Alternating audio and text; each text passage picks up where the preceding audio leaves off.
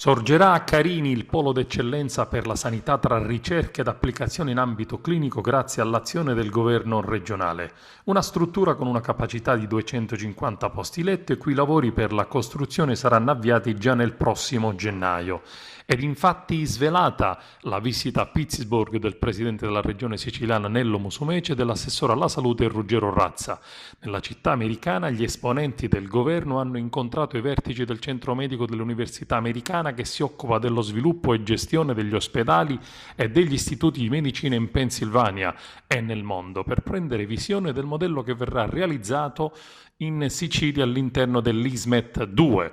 Sorgeranno infatti 5 dipartimenti clinici: patologie e trapianti cardiotoratici, patologie e trapianti addominali adulti e pediatrici, neuroscienze, patologie muscoloscheletriche e oncologia. A ricevere la delegazione siciliana il presidente Jeffrey Romoff, il vice Bogosta e il direttore Bruno Cridelli, quest'ultimi già ospite del presidente Musumeci a Palazzo d'Orleans nel giugno scorso. Per ISMET 2 la Regione ha stanziato 156 milioni di euro, a cui si aggiungono ulteriori 20 milioni di euro a carico della parte privata. La Sicilia può diventare protagonista del Mediterraneo ed ho colto, dichiara il Presidente, in questo una visione comune con i vertici degli ospedali americani.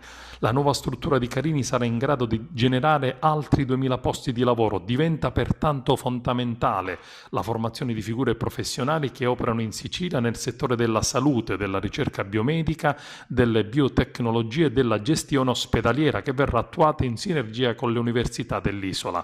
Carini diventerà un vero e proprio cluster scientifico, rafforzando e consolidando quindi le attività cliniche di ricerca. L'accordo quadro ha una durata di 10 anni per un valore complessivo di 1 miliardo di euro.